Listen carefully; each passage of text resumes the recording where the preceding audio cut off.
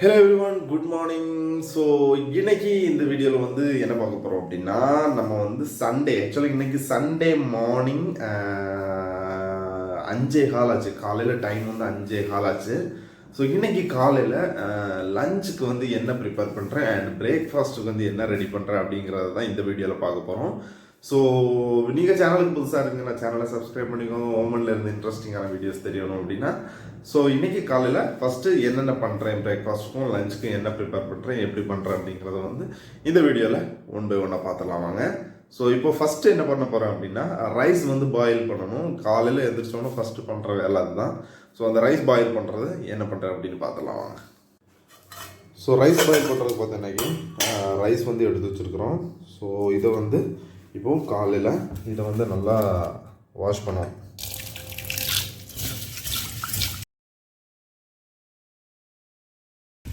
ஒரு தடவைக்கு 2 தடவை நல்லா வாஷ் பண்ணிக்குவேன். வாஷ் பண்ணி இதை அடுப்பில் போட்டுக்கலாம்.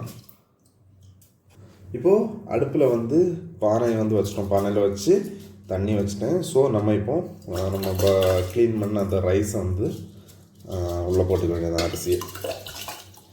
ஸோ இது வந்து இப்போ ஒரு 15 மினிட்ஸ் ஆகிடும். எப்படி பாயில் ஆகி சோறு ரெடி ஆகிறதுக்கு ஒரு 15 மினிட்ஸ் ஆகிடும். இது வந்து லஞ்சுக்குள்ளது, லஞ்சு பேக் பண்ணுறதுக்குள்ளது. ஸோ இது ஒரு 15 மினிட்ஸ் ஆகும். இந்த 15 மினிட்ஸ் கேப்பில் நம்ம இதுக்கு சைடிஷ்க்கு கிரேவி என்ன வேணும், இதுக்கு வந்து என்னென்ன பண்ணுறோம் அப்படிங்கிறத பார்க்கலாம் வாங்க. ஓகே, இப்போ வந்து நம்ம ரைஸ் வந்து அடுப்பில் வச்சுட்டோம், நல்லா பாயில் ஆகிட்டு இருக்குது. அண்டு நெக்ஸ்ட் வந்து இன்றைக்கி என்ன ஸ்பெஷல் பண்ண போகிறோம் அப்படின்னு சொல்கிறேன். இன்றைக்கி வந்து பார்த்திங்கன்னா தக்காளி சாதம் வந்து பண்ணுறதுக்கு பிளான் பண்ணியிருக்கேன். தக்காளி சாதம் பண்ணிவிட்டு அதுக்கு சைடிஷ்க்கு பார்த்தோம் அப்படின்னா ஆம்லேட்டு, ஒரு ஆம்லேட் பண்ணிக்கலாம். அப்புறம் எங்கள் ஊர் ஸ்பெஷல் வந்து சம்மந்தி, துவையல்னு சொல்லுவாங்க, அதுவும் பண்ணுறேன். அதுக்கப்புறம் பார்த்திங்கன்னா கூடவே உருளைக்கிழங்கு பொரியல். ஸோ இது மூணும் இந்த தக்காளி சாதத்துக்கு சைடிஷாக வச்சுட்டு, அதுக்கப்புறம் காலையில் பிரேக்ஃபாஸ்ட்டுக்கு வந்து ஒரு ஹெல்த்தி ட்ரிங்கு, அப்புறம் ஒரு அந்த சுண்டல், அப்புறம் செறுபேறு, அப்புறம் பாதாம், இதெல்லாம் ஊற வச்சு நேற்று நைட்டு ஊற வச்சுருக்கிறேன். ஸோ அதை வந்து பேக் பண்ணி கம்பெனிக்கு எடுத்துகிட்டு போயிடுவேன். ஆஃபீஸ்க்கு போகும்போது எடுத்துகிட்டு போயிடுவேன். ஒரு 9 o'clock 10 o'clock ஆகும்போது பசிக்கும் போது அதையும் சாப்பிட்டேன்னா காலையில் பிரேக்ஃபாஸ்ட் வந்து சிம்பிளாக இருக்கும், ஹெல்த்தியானதும் கூட. ஸோ இப்போது ஒன்று ஒன்றா பார்த்துடலாம் எப்படி பண்ணுறேன். இப்போது உருளைக்கிழங்கு பொரியல் பண்ணுறதுக்கு வந்து இந்த உருளைக்கிழங்கை வந்து நல்லா ஸ்லைஸ் பண்ணி இதுக்கு வந்து மசாலா போட்டு இது பண்ண போகிறேன். ஸோ இது வந்து எப்படி ஸ்லைஸ் பண்ணுறேன் அண்டு மசாலா போட்டு எப்படி ஃப்ரை பண்ணுறோன்னு பார்க்கலாம் வாங்க. ஆக்சுவலாக இது வந்து ஸ்லைஸ் பண்ணுறது வந்து பார்த்திங்கன்னா வேறு மெஷின்லேயோ இல்லை எதுலேயுமே பண்ணுறது கிடையாது, கையிலே தான் ஸ்லைஸ் பண்ணுறேன். கையில் வந்து உருளைக்கிழங்கு ஸ்லைஸ் பண்ணி பழகிடுச்சு, அதனால் சூப்பராக வரும். பார்த்திங்கன்னா தெரியும் அதோட திக்னஸ் வந்து எவ்வளோ இருக்குது அப்படின்னு. எல்லா பீஸுமே ஈவனாக வரும் இதே சைஸ்க்கு.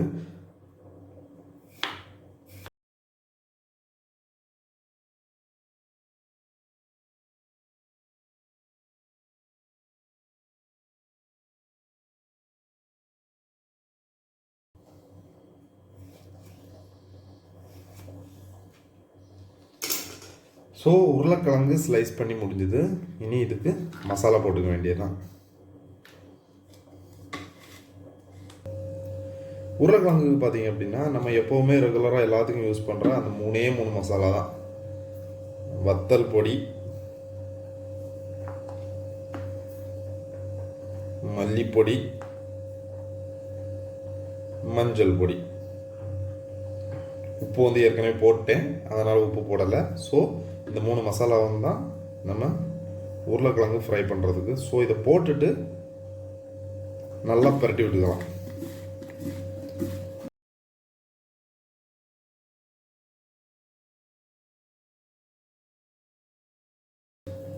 ஓகே, மசாலா வந்து சூப்பராக மிக்ஸ் ஆகிடுச்சு. ஸோ இது ஒரு 15 மினிட்ஸ் இப்படி வச்சுட்டு நம்ம வந்து ஃப்ரை பண்ணணும்னா, இப்போது அடுத்ததாக இப்போது வந்து நம்ம சொன்ன மாதிரி அந்த துவையல் வந்து எப்படி ரெடி பண்ணுறேன் அப்படின்னு சொல்லி தான் பார்க்க போனோம். துவையல் வந்து சின்ன வயசுலேருந்தே சாப்பிட்டு பிடிச்சி போன ரொம்ப ஒரு ஸ்பெஷலான ஒரு உணவு. அண்ட் அதை இன்னும் வந்து ஃபாலோ பண்ணிகிட்ருக்கிறேன். ஸோ அதுக்கு ஃபஸ்ட்டு பார்த்தோம் அப்படின்னா தேவையான அளவு தேங்காயெல்லாம் நேற்று நைட்டே வந்து இது பண்ணி வச்சிட்டேன், துருவி வச்சிட்டேன். ஓகே, தேவையான அளவு தேங்காய் போட்டோம். நெக்ஸ்ட்டு காரத்துக்கு ஏற்ற மாதிரி பச்சை மிளகாய், இந்த பச்சை மிளகாலாம் ஒரு மிளகாய் போடுறேன் நான், கரெக்டாக இருக்கும் காரத்துக்கு. அடுத்ததான் கொஞ்சமாக கருவேப்பிலை, இவ்வளோதான் கருவேப்பிலை போடுறேன். நெக்ஸ்ட்டு பார்த்தோம்னா ஒரு பல்லு பூண்டு. ஸோ இது வந்து ரெண்டாக கட் பண்ணி வச்சுருக்கிறேன். ஸோ இது ஒரு பல்லு பூண்டு இதுக்கு. அடுத்ததாக பார்த்தோம் அப்படின்னா ஒரு சின்ன துண்டு புளி. புளி வந்து அதிகமாக போயிடக்கூடாது. இந்த புளியும் அந்த காரமும் அந்த பூண்டோட டேஸ்ட்டும் வந்து ஈக்குவலாக இருக்கணும். அப்போ தான் வந்து சம்மந்தி வந்து சூப்பர் டேஸ்ட்டில் வரும், கரெக்டான காம்பினேஷனில் வரும். ஸோ புளி வந்து இவ்வளோ போதும், இதுக்கும் கூடுதலாக போடக்கூடாது. அப்புறம் பார்த்தோம்னா ஒரு சின்னதாக ஒரு 1/4 டீஸ்பூன் அளவுக்கு ஜீரகம், இதில் பார்க்குற மாதிரி இவ்வளோதான் ஜீரகம். தேவையான அளவு உப்பு.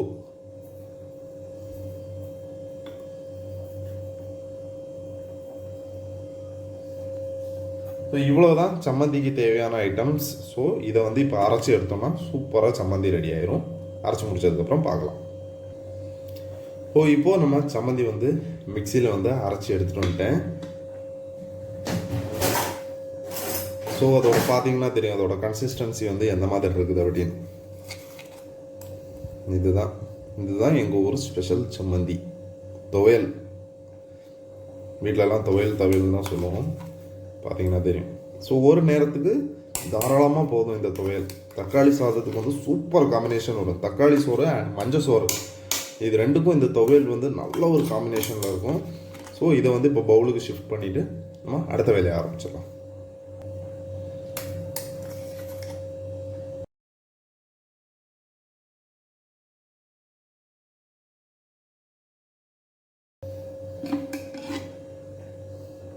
இப்போது ரைஸ் வந்து வெந்துருச்சுன்னு நினைக்கிறேன். ஓரளவுக்கு எடுத்து பார்த்துடலாம். ஓகே, ஓரளவுக்கு ரெடி ஆகிடுச்சு. இன்னும் ஒரு 5 மினிட்ஸ், இன்னும் 5 இல்லை, ஒரு 2 மினிட்ஸ் இருந்ததுன்னா இன்னும் முழு பக்குவத்துக்கு வந்துடும். ஸோ கொஞ்சம் வெயிட் பண்ணலாம். அடுத்ததாக இப்போ வந்து ஆம்லெட்டு போட போகிறேன். ஆம்லெட் வந்து இருக்கிறதுலே ரொம்ப ஒரு ஈஸியான வேலை. ஸோ அதனால் அதை செஞ்சு வச்சிடலாம் ஃபஸ்ட்டு. அதுக்கு தேவைக்கு கொஞ்சமாக வெங்காயம், அப்புறம் ஒரு துண்டு பச்சை மிளகாய் சின்னதாக நான் வைக்க போட்டுக்கலாம். ஸோ நான் ஆம்லேட்டுக்கு இன்னைக்கு பெப்பர் இல்லாமல் போயிடுச்சு, பெப்பர் காலி ஆகிடுச்சு, அரைக்கணும். ஸோ தேவையான அளவு உப்பு. இவ்வளோதான் ஆம்லேட்டுக்கு தேவையான இன்க்ரீடியன்ட்ஸ். அவ்வளோதான். முட்டையை உடச்சி ஊற்றிக்க வேண்டியதான். இது வந்து ஓமனில் உள்ள நாட்டுக்கோழி முட்டை. ஓகே, ஸோ முட்டையை உடச்சி ஊற்றிட்டு நல்லா கலக்கிக்கணும்.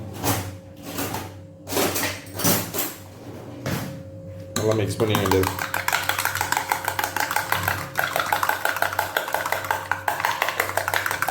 கொஞ்சமாக ஆயில், 4-5 ட்ராப்ஸ் ஆயில்.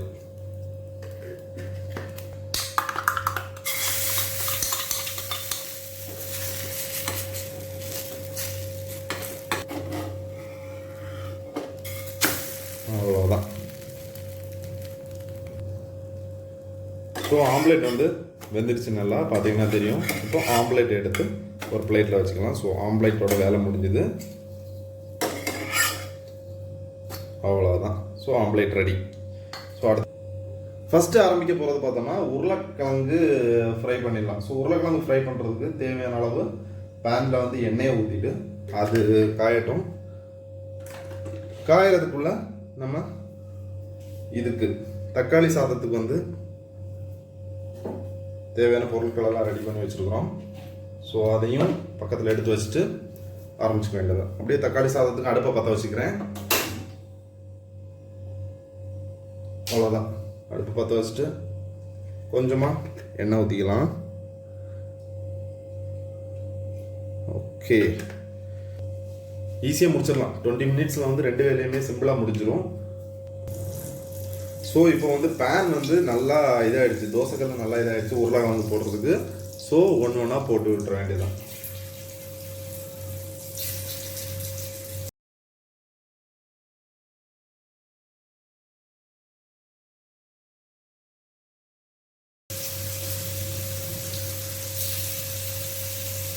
இப்போ உருளைக்கிழங்கு வந்து நம்ம சூப்பராக போட்டு விட்டோம் அடுப்பில். அது வந்து நல்லா வந்துட்டு இருக்குது. இதில் தான் ஸ்லோ ஃப்ளேம் தான் வச்சுருக்கிறேன். லோ ஃப்ளேமில் வச்சு தான் இது பண்ணுறேன். அதனால் அது ஈஸியாக குக் ஆகிடும், சூப்பராக குக் ஆகும். ஸோ இப்போ நம்ம தக்காளி சாதத்துக்கு ரெடி பண்ணலாம். ஃப்ரை வந்து ஒரு சைடு வெந்துடுச்சுன்னு நினைக்கிறேன். ஸோ அதை வந்து திருப்பி போட்டுக்கலாம்.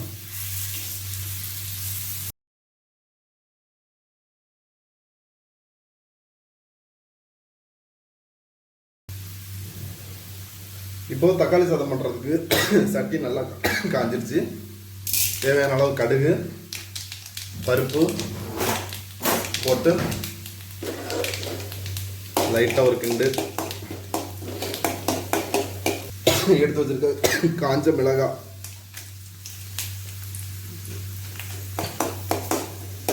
கருவேப்பிலை,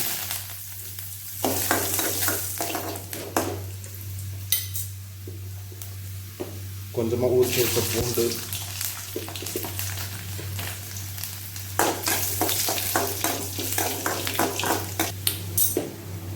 அப்புறம் தேவையான அளவு வெங்காயம்,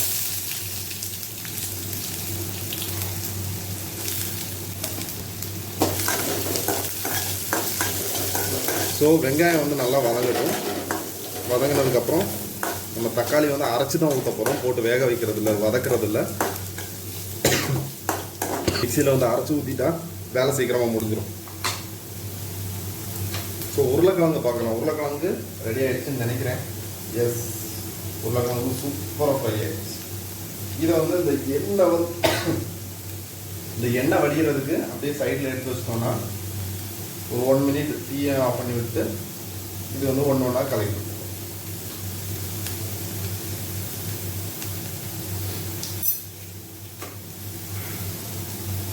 ஸோ தக்காளி சாதத்துக்கு வந்து பார்த்தோம்னா இப்போ வந்து தக்காளி வந்து நல்லா வதங்கிடுச்சு. இப்போ நம்ம தேவையான அளவு அரைச்சி வச்ச தக்காளி வந்து ஊற்றிக்கிறோம் ஃபுல்லாக.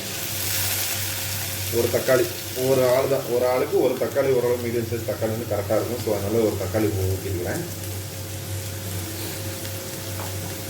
இது கூட மசாலா வந்து எதுவும் ஆட் பண்ணணும்னா ஆட் பண்ணலாம், இல்லைன்னா விட்டுக்கலாம். ஆனால் நான் வந்து ரெகுலராக மசாலா ஆட் பண்ணி தான் பண்ணுவேன்.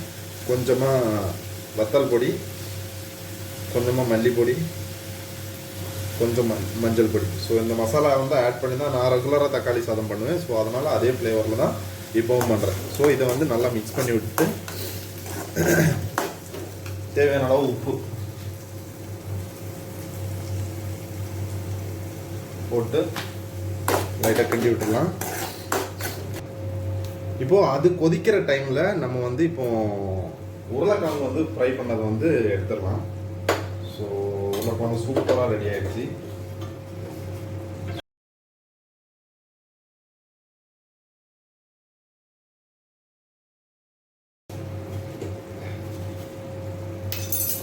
ஸோ உருளைக்கிழங்கு ஃப்ரை இதுதான், பார்த்தீங்கன்னா தெரியும், சூப்பராக இருக்குது.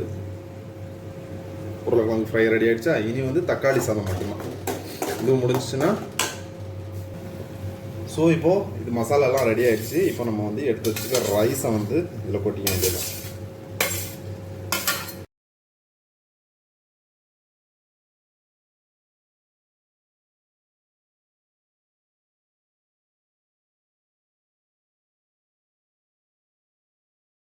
ஸோ இதுக்கு வந்து உப்பு மட்டும் பார்த்துக்கணும். உப்பு மட்டும் கம்மியாக இருக்கும்னு நினைக்கிறேன்.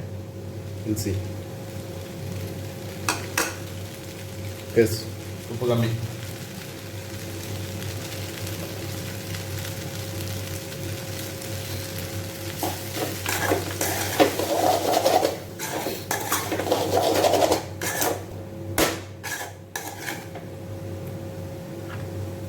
ஸோ தக்காளி சாதம் ரெடி ஆகிடுச்சு. இது வந்து கொத்தமல்லி வேறு நேற்று வாங்க மறந்துட்டேன். இப்போது டாப்பிங்ஸுக்கு வந்து கொஞ்சம் கொத்தமல்லி, கருவேப்பிலெல்லாம் போட்டுக்கிட்டால் சூப்பராக இருக்கும். ஸோ பார்க்கலாம், நெக்ஸ்ட் டைம் பார்த்துக்கலாம். எனிவே சாப்பாடு வந்து சூப்பராக ரெடி ஆகிடுச்சு. இது வந்து இனி பேக்கிங்க்கு கொண்டு போய் வச்சுருவோம். ஓகே, ஸோ இப்போ வந்து எல்லா வேலையும் முடிஞ்சுது. அண்டு கடைசியாக என்ன பேலன்ஸ் இருக்குது அப்படின்னா பிரேக்ஃபாஸ்ட்டுக்கு ரெடி பண்ணுறது, அப்புறம் லஞ்ச் பேக் பண்ணுறது. ஸோ இது மட்டும் தான் இது இருக்குது. ஸோ இப்போ டைம் ஆகிடுச்சு, போய் டக்குன்னு குளிச்சுட்டு வந்துட்டு அதுக்கப்புறம் இதெல்லாம் ஃப்ரெஷ்ஷாக ரெடி பண்ணிக்கலாம். ஸோ கொஞ்சம் வெயிட் பண்ணுங்கள். ஸோ இப்போது குளிச்சுட்டு வந்தாச்சு. குளிச்சுட்டு வந்துட்டு ஸோ இன்றைக்கி காலையில் பிரேக்ஃபாஸ்ட்டுக்கு அந்த ஹெல்த்தி ட்ரிங்க்கு ப்ரிப்பேர் பண்ணி வச்சுருக்கிற நட்ஸ் ஐட்டம்ஸ் பார்த்தீங்கன்னா இது தான். ஃபிக்கு, டேட்ஸு, வால்நட்ஸு, பாதாம், பிஸ்தா, அப்புறம் ட்ரை கிரேப்ஸ். ஸோ இவ்வளோ தான். அண்ட் இதை வந்து ஒன் பை ஒன்னாக நம்ம இப்போ மிக்ஸி ஜாரில் போட்டு அடித்து எடுத்துக்க வேண்டியதான்.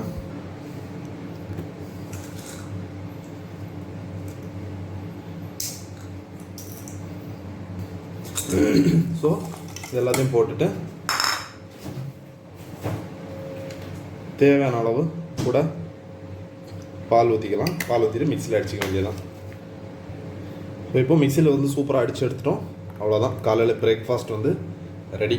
ஒரு கப்பு தாராளம் போதும். ஓகே,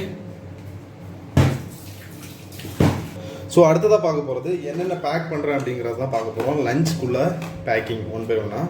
ஸோ டைம் ஆகிடுச்சு கிட்டத்தட்ட. ஸோ அதனால் கொஞ்சம் ஸ்பீடாக பண்ணணும்.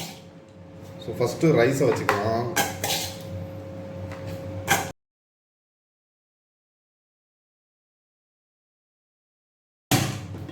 ஓகே, ரைஸ் வச்சு முடிச்சாச்சு. ஸோ நெக்ஸ்ட் லேயரில் பார்த்தோம்னா இந்த உருளைக்கிழங்கு பொரியலை வந்து அப்படியே வச்சுக்க வேண்டியதான். இல்லைன்னா ஆம்லேட்டை வச்சுக்கலாம். ஆம்லேட் ஒரு பக்கம், அப்புறம் நம்ம வச்சுருந்த பண்ண துவையல் சம்மந்தி ஒரு பக்கம். ஸோ இது வந்து நெக்ஸ்ட் லேயரில்.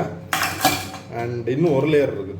ஸோ அந்த லேயரில் பார்த்தோன்னா அப்படி லைட்டாக ஸ்பீடாக தொடச்சி விட்டு அப்படியே தட்டிக்கலாம் நம்ம உருளைக்கிழங்கு ஃப்ரை.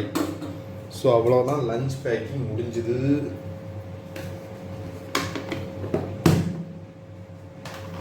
ஸோ லஞ்ச் ரெடி ஆகிடுச்சு. பார்த்தீங்கன்னா தெரியும், சூப்பராக ரெடி ஆகிடுச்சு. அண்ட் இன்னும் ஒன்று இருக்குது. அது என்னென்னு பார்த்தோம்னா, இதுதான் காலையில் பிரேக்ஃபாஸ்ட்டு கம்பெனியில் போய் சாப்பிட்றதுக்காக வச்சுருந்த ஒரு ரெசிபி.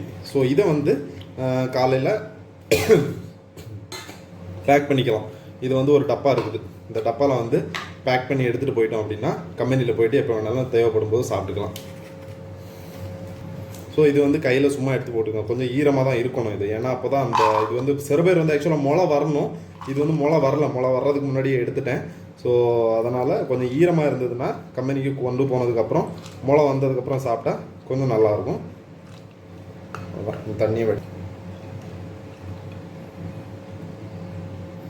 அவ்வளோதான், சூப்பராக ரெடி ஆகிடுச்சு. பார்த்தீங்கன்னா தெரியும். அவ்வளோதான், லஞ்ச் ரெடி ஆகிடுச்சு, பிரேக்ஃபாஸ்ட் ரெடி ஆகிடுச்சு, எல்லாமே ஓகே. ஸோ இவ்வளோ தான் இன்னைக்கு வீடியோ ஃபினிஷ்ட். ஸோ இப்போ பார்த்துருப்பீங்க காலையில் வந்து எப்படி வந்து பிரேக்ஃபாஸ்ட்டு டின்னர் லஞ்ச் வந்து எப்படி ப்ரிப்பேர் பண்ணேன்னு.